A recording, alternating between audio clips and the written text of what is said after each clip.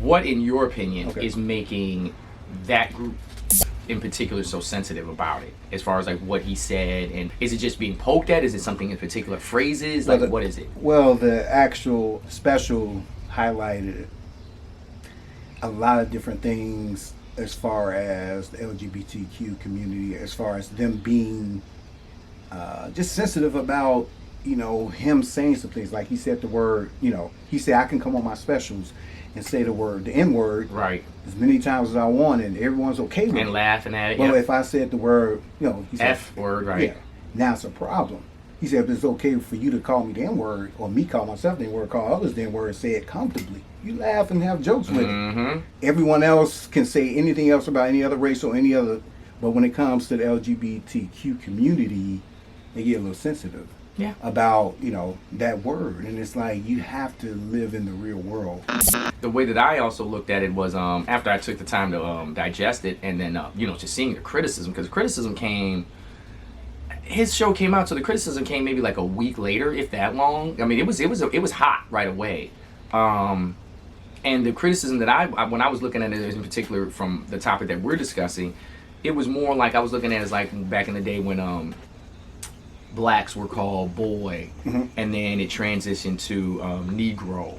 And then it transitioned to African American. We've consistently tried to find a term that suits us or that we're comfortable with for our own culture. Right. The gay community is going through that. First it was gay, homosexual, right. LGBTQ. I mean, it's going to be maybe other things, but they're going through that transition of finding their culture, their terms that make them comfortable, and with that is going to come some nuance of uncomfort. Exactly. Because when they used to call us boy, right. that was acceptable. Very. When they called us Negro, colored, right, that was acceptable. Right. You see what I'm saying? So, and they have to, and people have to look historically. They can't just be in the moment. Look historically. Like, change takes time. Yes. It's going to continue to take time, and we can't be ultra sensitive. And that's where I think, once again, we've talked about it, that's how Trump got elected, because he tapped into stop being sensitive. That's why Dave Chappelle's coming at it. I agree. Because he's coming at it from a standpoint of, we're being so ultra sensitive as a society, right, that ultimately when people who come around and say things in a raw manner, they're being listened to more, because they're cutting through the red tape. They're cutting through the nuances of having to be politically correct or go around that red tape. And don't get me wrong, there's ways to do politically correct and keep everybody comfortable, but there's also sometimes you have to have straight talk. And right. I think that's what right. the special really and that's why I loved it. Right. It really hit, and like I said, he hit every community, or almost every community. He hit age. I mean, he hit a lot of topics. Yes, and he was not, because mind you, now his wife is Asian,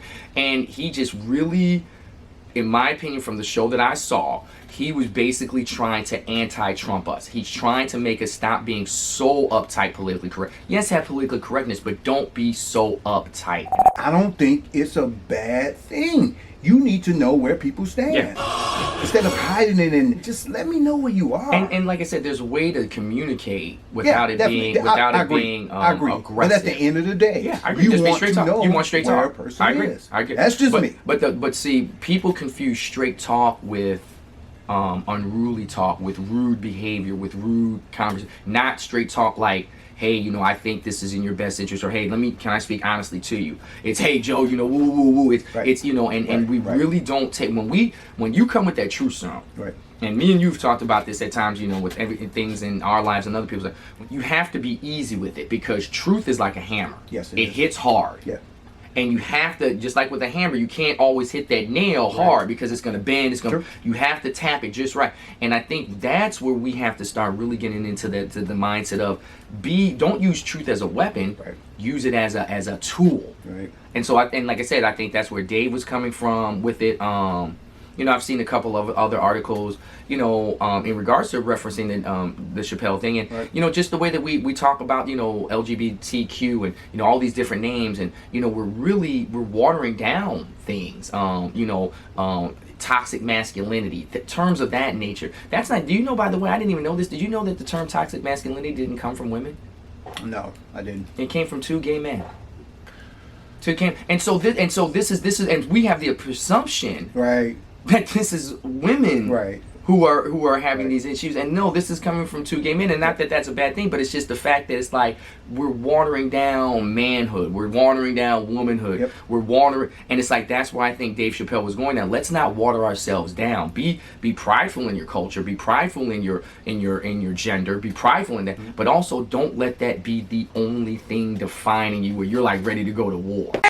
I believe individuality is key to our future, and it grooms us in such a way when we learn the importance or just the strong dynamic that individuality brings to our lives and how it shapes us, how it grooms us, how it disciplines us to not be yes people in life, not to be followers. Dave Chappelle, he expresses his individuality so strong. He's done it his entire career, but really in this piece, I encourage you all to go check it out. For some, it may be a little too sensitive, a little too, just out there and forward, but it's really taps into the core of that comedic just space, honesty, politically, just all levels. He just breaks down some things that are going on in our country that we need to address. Now, Yeah. I'm not saying everything that he says is right. On Oh yeah, it's point, fact, but it's opinion, obviously. but yeah. it's fact based, not only from his perspective, but from a lot of our perspectives. We're going to be able to tap in or be able to agree with a lot of things he says. Yeah. Some people, it may be too harsh, and I get it. We Yeah. all are sensitive, and I get it, especially the LGBTQ community. I get how it can sting. I get it. But at the same time, it's honesty, and he has some truth, a core truth in there For everybody. for everyone, For and that's what I love about Dave. He goes universal. Yeah. It's not just and I one mean, particular. You look at a race lot of or culture. you look at a lot of comedians, your Carlins, your Pryors, Yeah. Chris Rock, even Eddie Murphy. You can look at most of those comedians, even Whoopi, at the time when she was working with Billy Crystal and Robin Williams, rest his soul. Yes. I thought, what was that? That was comedic aid or comic relief.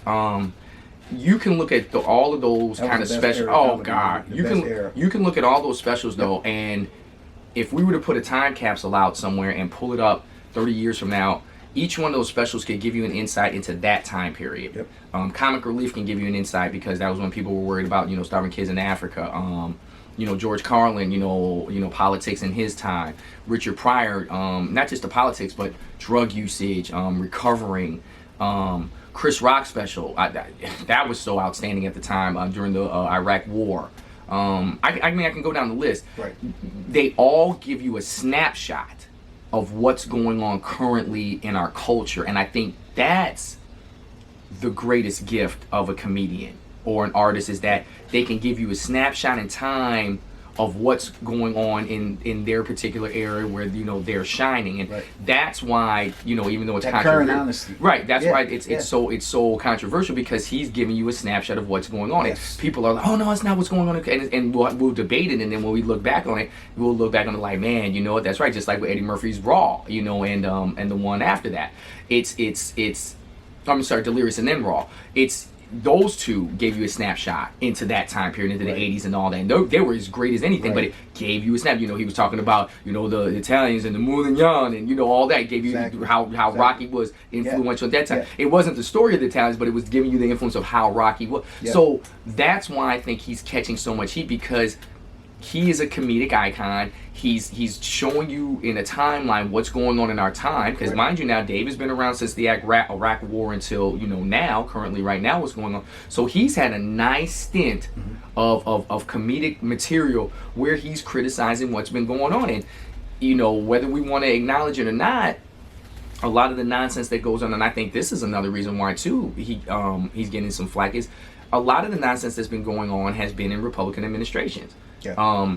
It was, you could joke about it, Obama and all that, but really the jokes weren't about policy. It was about, that black man in office. Right.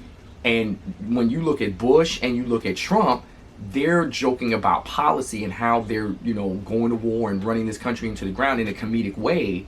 And, and I think that's what ruffles some people's feathers, is he's and it's pointing out in a subtle way but people really are like, oh man, that's kind of, I don't like, that's uncomfortable for, and that's what it is. He's making people uncomfortable. Yeah, true comedic work, top-notch comedic work is going to make you a little uncomfortable. Yeah. I mean, that truth is going to resonate throughout, and I mean, you have to be somewhat prepared for. You don't have to listen to it, and you may not even agree with it. Yeah. But at the same time, those comedians like Dave Chappelle, those guys, you know, Richard and all these, like say George Carlin, they make you think, man. A hand, and they move the meter. Yeah, absolutely. Not even a second thought. And I think that's the thing that we really lose sight of, is that they're really Chris Rock also. They're same also thing. they're almost historians. Yes. In essence, and I think that's why it's funny to kind of just, like I said, I laugh at it. I mean, because they're I listen, really here to deliver truth and make you laugh. Yeah, absolutely. And like I said, that's their offer. And let's preface this, because the portion that he was talking about black people, it was funny, but it was hard. Yeah, it was hard to hear, It's real. but it was real. And so I think that's where it is. It's like, it's okay for him. People want to be, it's okay for him to poke at his own community, but he can't poke at it. It's like, no, that's the job of a comedian. Right. So I mean, that's where I feel it is at. But it is saddening that sometimes people do get this sensitive. But you have to have these conversations. He's opened up the door to conversation. I think that's the best part. That will conclude this episode of the Crude Effect Podcast. When you all get a chance, like, subscribe, share, comment, and subscribe to this channel. Help us grow this thing so we can just be moving on up. And you can find me, Shobi.T, at Facebook, Twitter, C.T, Instagram, C.T 3130. And you can find me Facebook, Ali, Instagram, Ali for Life, Twitter, Ali21 1996. Hit us up. Till next time. Peace.